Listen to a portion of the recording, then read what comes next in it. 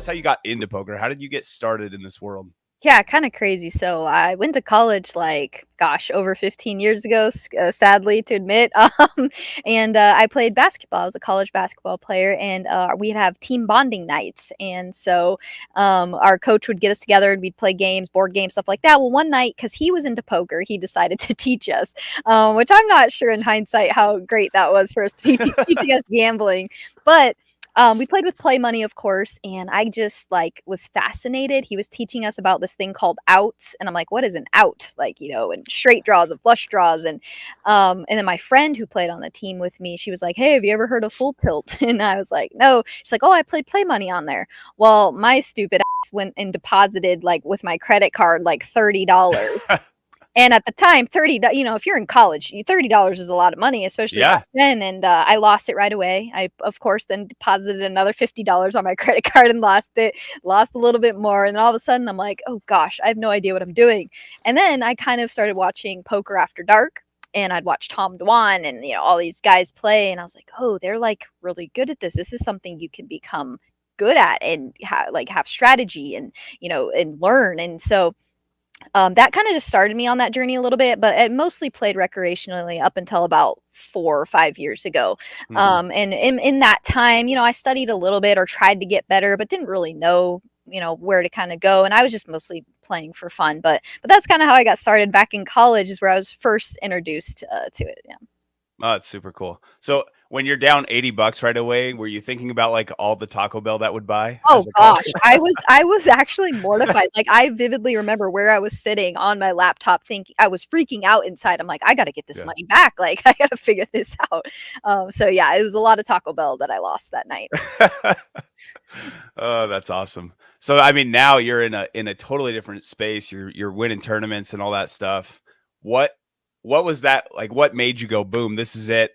Where did you get started in the strategy side? Like, what was it that really kicked off your game? Yeah, so during that time where I'd kind of just first fell in love with poker in college and then transitioning out of college, I remember watching on ESPN when they used to have the World Series of Poker broadcasted on ESPN. I was watching this segment they were doing on Greg Mueller, who is called Full Blown Tilt. He goes by FBT. He's played on Poker After Dark a lot. He's actually through a crazy story, one of my good friends now.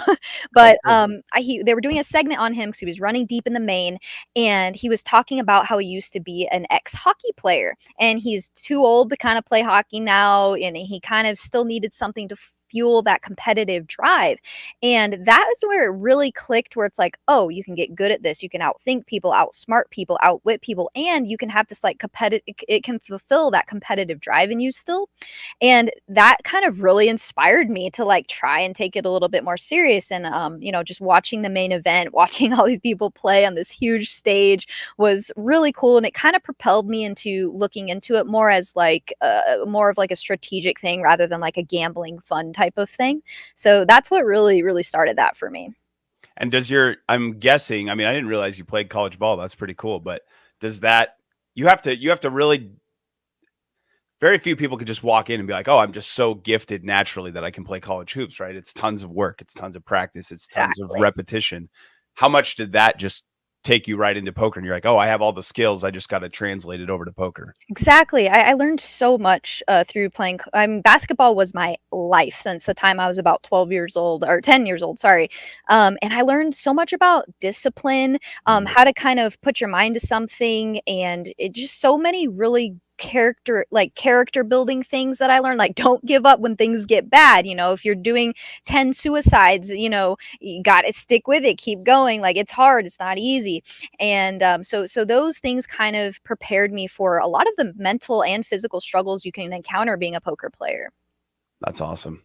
All right, so if you and I were to play on the court, how many points would I score? Game by ones, game to 11, and I'm just an average Joe. How many would I score before you had 11? I don't know. I mean, probably a few, because I'm really short. So, Oh, okay. Okay. yeah, I tell people I will challenge anybody to a shooting competition, but I feel like I'm a little bit too old now to be challenging people one on one.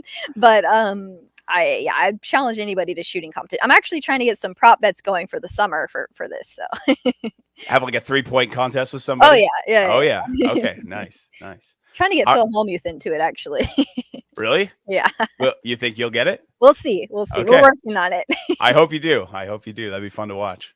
Okay, so you decide you're going to take your poker to the next level, and what was that process like where you start learning and you start actually buying in for real money and playing at live games and stuff?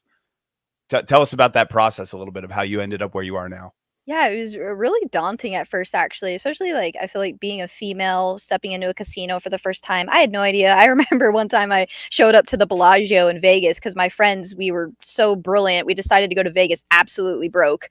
So what are you gonna do? What are you gonna do in Vegas with no money? And I think I had like $130 in my bank account, and I literally put it all on the table at Bellagio, for one. I think it was like a 1-3 game, and Yeah. I'm sure the min buy-in was like 100. So I'm sitting there and yeah, it was just like it was kind of a learning process, but I think I played pretty tight and would just kind of sit around. I think I had a really good knack for reading people and reading situations, and so that kind of kept me afloat for a while until I really started digging into more strategy stuff. But it wasn't until I started playing poker at 1-2 at my casino in Chandler back in Arizona, where it was like 100 max, or there's $100 spread limit, so you couldn't ever bet any more than $100 ever. um, and I was sitting there and I made a friend, so I'd played there a few times. His name is Josh, and he was like, hey, have you ever checked out this guy Andrew Nemi, his YouTube channel? I'm like, Andrew who, like what?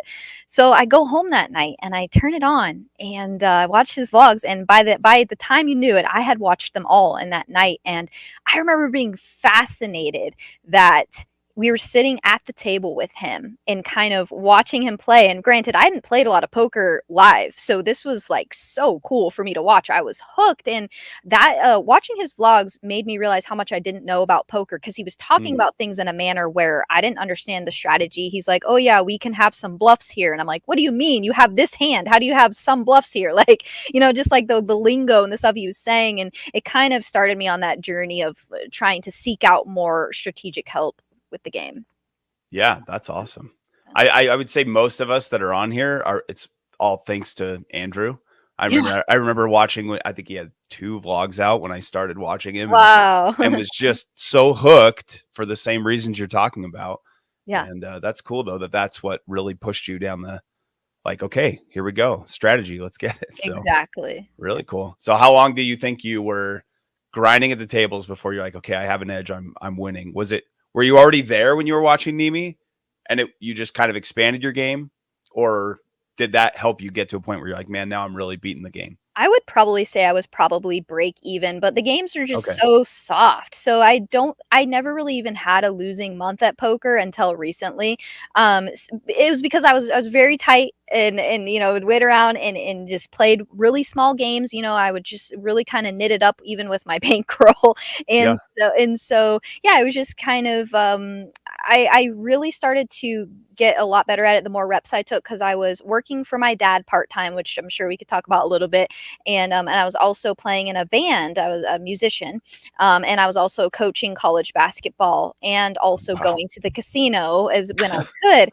Well, my dad owned a music store back in Arizona. It was a mom and pop, like he'd had it for almost 50 years. And he was retiring, and I was kind of his manager. It was a family owned business, and I had to figure out what I was going to do. Like, this was most of my income. Well, I was already kind of making more money playing part time poker. It was, when I was tracking my hourly rate on the app, where I'm Yeah. like, should we give this a try? And so that's what started me to like actually transition from playing part time to full time. And I will say, I was still really bad at poker when that transition happened. So I had a lot to learn, but I was beating it. I was making probably around $20 to $30 an hour, which at the time was a little bit more than what I was making. So Yeah. it just kind of transitioned that way.